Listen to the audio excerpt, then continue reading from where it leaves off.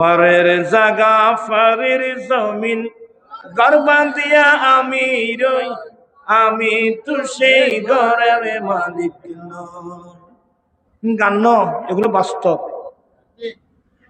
এদিন খাওয়া যায় না, আবার ভাই ভাই মারপিট করার জন্য এক হাত জায়গার নাই আছে না? এই ধরনের এক হাত জায়গার জন্য, দুই হাত জায়গার জন্য ভাই ভাই মারপিট করতেছে নাই? এগুলো ফাগলামি ছাড়া আর কিছুই নাই।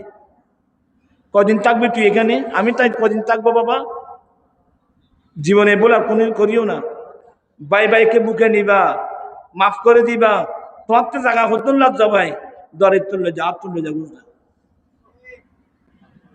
আমরা কদিন থাকবো দুনিয়াতে বাবা?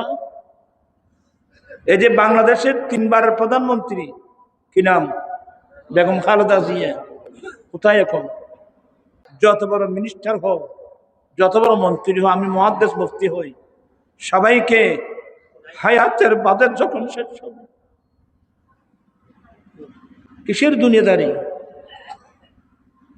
গরিব নওয়াজের তো আদর্শ শিক্ষা গুলো। আমার গরিব নওয়াজের বয়স 14 বছর। গরিব নওয়াজ মা বাবা হারা। সবচেয়ে বড় কঠিন জিনিস, সঞ্জিস্তানের পাশে তাতারিদের এলাকা, এরা কাফের। যেমনি ভাবে এ জালেম ফিরআউন ইসরায়েলের নেতানিয়াহু যেভাবে 70 বছর ধরে আমাদের ফিলিস্তিনকে দখল করে রাখছে, ফিলিস্তিনি মুসলিম ভাই বোনদেরকে শহীদ করে দিচ্ছে,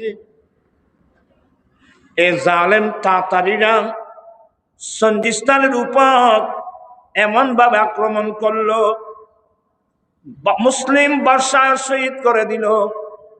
গোটা সঞ্জিস্তান তাতারিরা দখল করে নিল। গরিব নওয়াজ মা বাবা হারিয়ে এত বড় কষ্ট পান নাই। দেখা গেল সঞ্জিস্তানে বড় বড় মসজিদ গুলো ভেঙে দিয়েছে, মাদ্রাসা গুলো ভেঙে দিয়েছে। জামানার বড় বড় মুফতিদের লাশ রাস্তার মধ্যে পড়ে আছে। এই জালেম তাতারিরা যুবকদেরকে গোলাম বানিয়েছে, মেয়েদেরকে দাসী বানিয়েছে। আমার গরিব নওয়াজ, গরিব নওয়াজ আদর্শ দেখেন। আহা, সঞ্জিস্তানের মুসলিম ভাই বোন সন্ধ্যাবেলায় লাখপতি কোটিপতি, সকালবেলায় অক্তের মোতাজ, সব হারিয়ে পাগল পাড়া।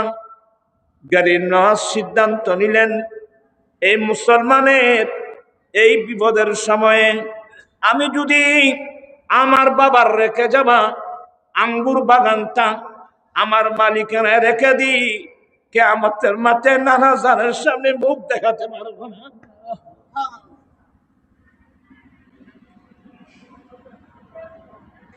গরিব নওয়াজ আর চিন্তা ভাবনা না করে আঙ্গুর বাগানটা বিক্রি করে দিলেন। আঙ্গুর বাগানটা একমাত্র সম্ভব। আঙ্গুর বাগান বিক্রি করে যা মূল্য পেয়েছিলেন, মূল্যগুলো এভাবে কাপড়ের মধ্যে নিয়ে সঞ্জিস্তানের গলি গলি হেঁটে হেঁটে বাগান বিক্রি করার সমস্ত টাকা পয়সাগুলো গরিব মুসলিম ভাই বোনদেরকে দান করে দিয়েছে। ইনার উপাধি গরিব নওয়াজ, ইনি গরিব দরদি। আমার গৌসে পাকও গরিব দরদি। আমার নবীর আদর্শের মধ্যে বড় আদর্শ।